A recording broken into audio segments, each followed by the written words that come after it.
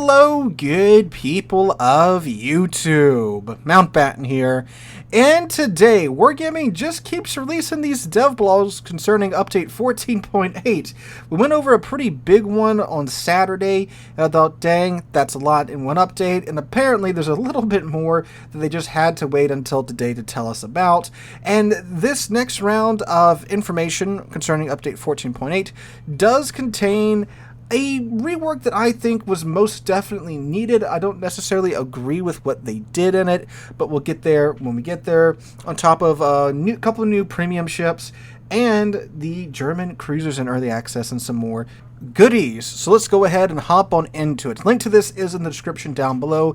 If you wish to read along as I read aloud, I will be posting any relevant images or artwork up on the screen as we go through it. But if you just want to check it out for yourself, which I highly encourage you to do so, just scroll on down to the description and click on that link. While you're down there, why don't you go ahead and drop a like, leave a comment, and subscribe to the channel for these daily World Warships videos, especially with the 10th anniversary event coming around the corner. You don't want to miss out on any of the news. But with that out of the way, let's go ahead and get started.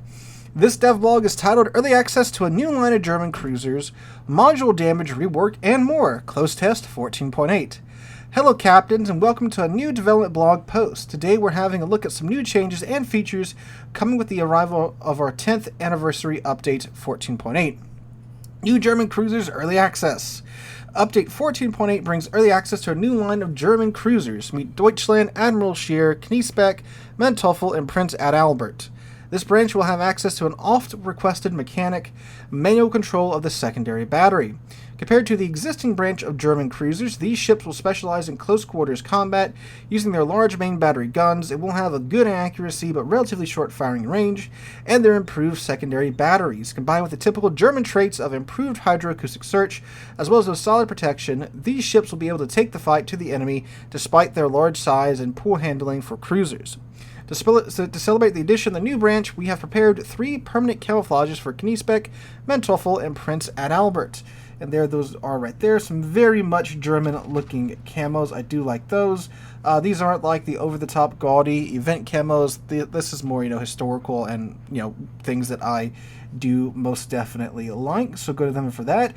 I'm, of course, extremely hyped for the new German cruiser line. These are the Panzer ships, the Graf Spee line, if you will. These are ships that we've been waiting for a very long time in the game, and of course manual secondaries, like player controlled manual secondaries, are something that I have been wanting in the game for a very, very long time. I am very glad that these guys are getting them.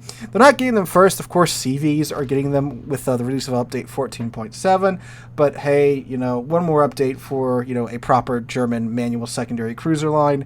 That's something I think we can agree to accept. But anyway, not much else on the event as far as what ships you'll be able to earn in the event and how they'll be released in early access.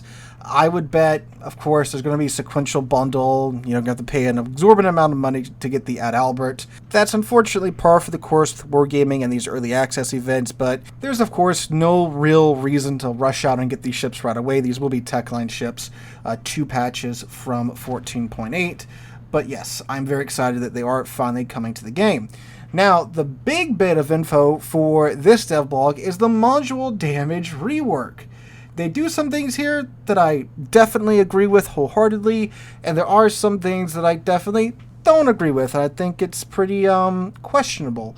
Let's go ahead and get into that. The current mechanics of module HP and damage will be reworked. Starting with update 14.8, we will be updating the module damage system to make it more comfortable to interact with. As you know, in the current system, modules can be damaged by enemy fire and in some cases permanently destroyed. With the new system, modules will no longer be permanently destroyed. Instead, they will now have 2 states. Damaged works as before. The module will automatically repair after a set time or can be restored immediately using damage control party. So this is like you get, a bunch of AP shells slammed to the side of your main battery turret. It's knocked out for however long, depending upon your build, and it comes back into action a few seconds later. Or you can slap damage con and it immediately comes back into action. Critically damaged, a new status that works similarly to damage but cannot be repaired manually. It will expire after a fixed duration, after which the module will automatically restore a portion of its HP. The introduction of the critical damage state helps eliminate moments where a ship could lose multiple modules and become nearly useless, or completely incapable of fighting, while still maintaining gameplay depth for players who focus on targeting enemy modules. To check all actual module statuses, press the H key. So this right here, I get what they're saying, because it is, of course, very frustrating. How many times, those of you that have caught the live streams, we've been so close to driving by somebody in, a Pommern or a Schlieffen, and, just an HE shell slightly glances the ship's torpedoes. Because they're German torpedoes, they don't have a lot of module HP, and poof, they're gone for the rest of the match. That does absolutely friggin' suck. And I get, where they introduce this, where it's like, okay, it's no longer permanently damaged, just, give it a bit, and it'll be back in the action, so you do still have, access to, those weapons systems. I get that. However, there's another system that, of course, causes this to be a lot more frustrating than it really has to be, and that's the fact that module HP is randomized. So it doesn't matter, what modules you take, what commander skills you take, the amount of HP your individual modules have is completely random, which is, of course, horrible. You can dump all your modules, all of your commander skills into skills and modules that increase the survivability and the health of your modules, but because the game randomly assigns HP, you can still get a Torpedo 2 with like 15 HP instead of the, 250, 2000 HP that it should have. But they do also address that here. We've also reworked how reload, yeah, that is the next paragraph. Okay, I got a little bit ahead of myself. They're changing how the reload mechanic works, so like when your turret or torpedo tube gets knocked out now, when it comes back into the action, it just resumes from where it was beforehand. I think that cuts back on a lot of frustration too. But what I was getting to beforehand, this little sentence right here. Additionally, we have removed randomization from module HP values. Previously, modules like sonar, torpedo tubes, secondary guns, and AE mounts and systems had their HP randomized with a specific range each battle. Going forward, all modules will have fixed HP values, making critical hits more predictable. That right there is an excellent, excellent, excellent change because of the reasons I just said.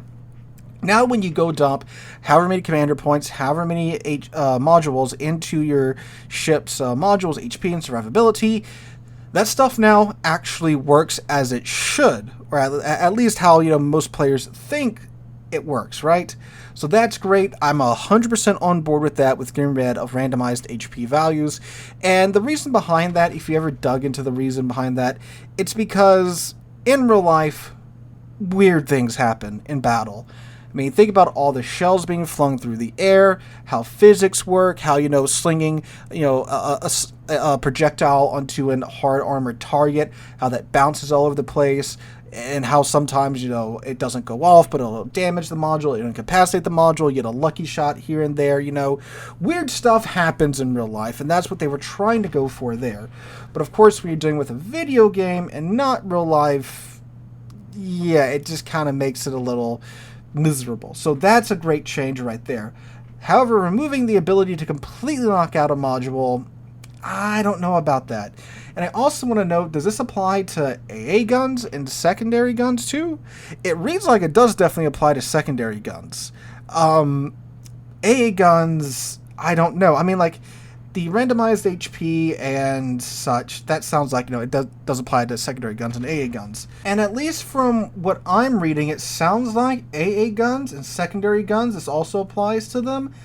I'm just not 100% for sure.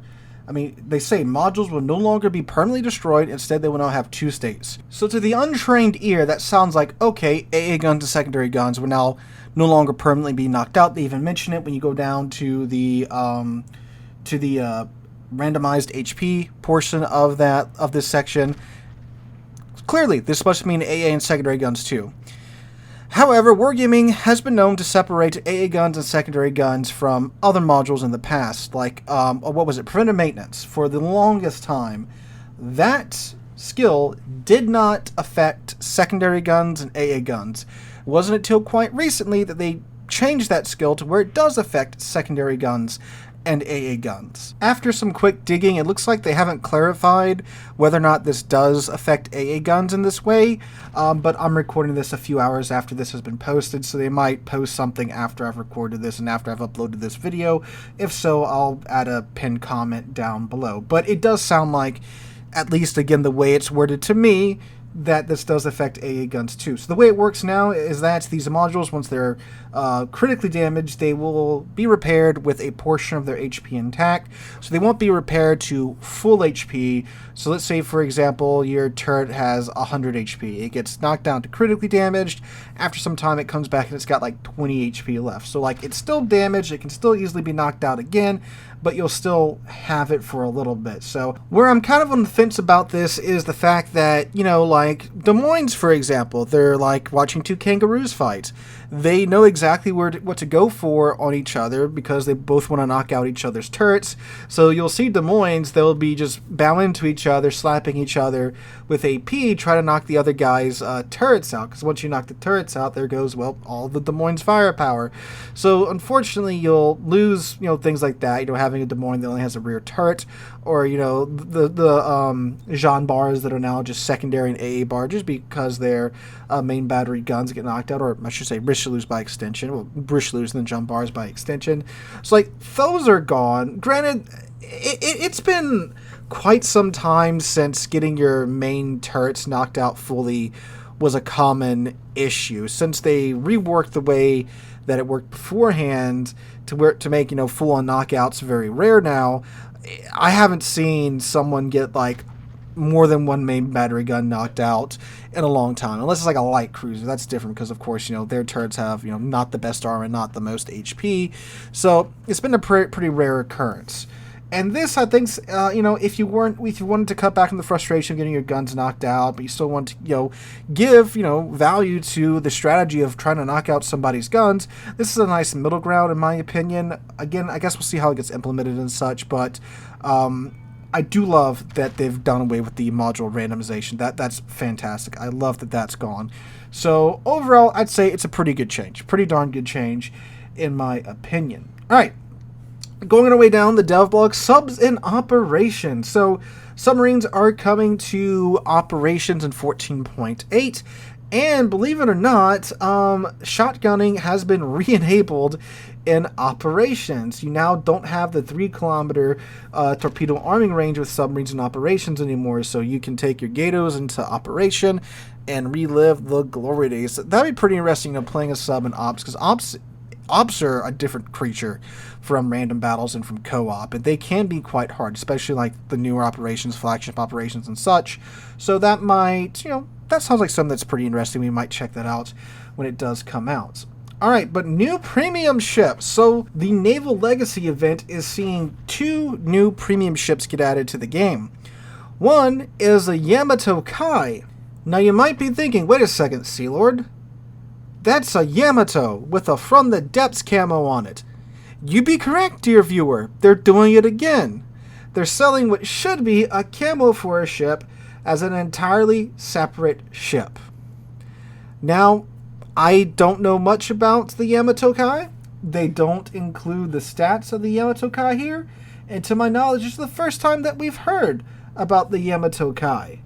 And they say Yamato Kai, a tier 10 battleship based on the Yamato, enters a game with historically accurate camouflage reflecting her battle damage. So while, yeah, this 100% should be a cosmetic, it should be a camo, it's just a tech ship with a camo and the tier 10 bonus package on it. And according to the DevBlog here, we'll be able to buy tries in order to try and get to the Yamato Kai. So it sounds like it's another Wishing Wharf style event too. So, I mean, while it sucks, again, to get this essentially camo, you have to acquire a whole new ship via what sounds like a Wishing Wharf event. At the end of the day, it's just a Yamato, so no real big loss there. However, the Sibir, the new tier 10 premium Soviet battleship, will apparently also be in the Naval Legacy event, which, again, it's worded as if you have to buy tries, so it sounds like another Wishing Wharf event, which means, unfortunately, it sounds like I'm not getting the Sibir. unless they will, have it in another fashion, have it for sale in another fashion, I should say, where I can just buy the thing outright one way or another. There's also a new blue explosion enemy destruction effect in the event as well. So if you do get the Yamato Kai, you will get access to a 4-piece Unfailing Devotion collection, which will bring you Commander Kosatku Aruga with enhanced skills, the Yamato Kai flag, and the Unfailing Devotion achievement. Okay, so beer will also be available for direct purchase in the Armory and the Premium Shop. Okay, cool. Thank you, Wargaming, for that, at least. And Yamato Kai will have epic rarity, according to Wargaming. There are some changes coming to the economic bonuses. 14.8 will see the economic bonuses thrust onto the content rarity system, and there are some price changes coming with that. For the most part, it's going to get a little bit cheaper for the common economic bonuses, and the special ones are going to get ever so slightly more expensive. The common economic bonuses are going down from 12 to 10 doubloons in price and to 4,800 coal. The special economic bonuses are going from 24 to 25 doubloons in price and to 9,600 coal. If you do have your bonuses set to auto purchase, you will have to redo that after 14.8 goes live because of the price changes. Clan Battles Season 31 will be going live with update 14.8. Well, not exactly live with 14.8. It's starting from September 10th, and it runs until October 27th. It is 7v7 on tier 10 ships. Only battleships, destroyers, and cruisers are allowed. No more than one battleship per team. Napoli, Petrel, Nevsky, Louisiana, Commissar, and Hildebrand are outright banned from clan battles. A team may only have one Kleber, Marceau, or Marseille. It may only have one Moskva, Stalingrad, or Des Moines, and only one Smolensk or Gdansk. Okay.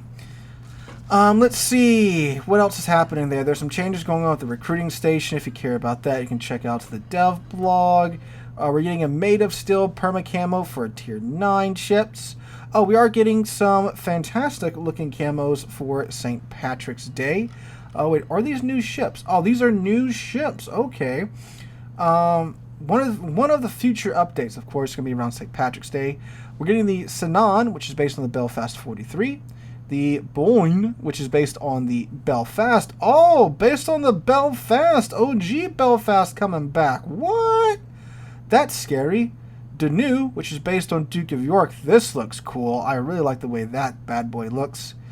Ern, which is based on Tiger 59. And then Zweig's Invention Ship, which is based on Marseille. What, talk about a tonal shift going from St. Patty's Day to China, maybe? Okay. And with this, we are getting some new commanders as well. Commander Shamrock Shannon with individual voiceover, who looks... I can fix her. Commander Brady McMurdoff with individual voiceover. Commander Guan Yu with individual voiceover. Commander Sun Shangxiang with individual voiceover. And Commander Zhang Liao with individual voiceover. Okay, so they got some St. Patty's Day and some Chinese event coming in the future. All right, ladies and gentlemen, that is it for this DevBlog. Apparently, we're expecting some more news in the coming days as well, so stay tuned for that. Let me know what you guys think about these changes and content additions in the comments down below.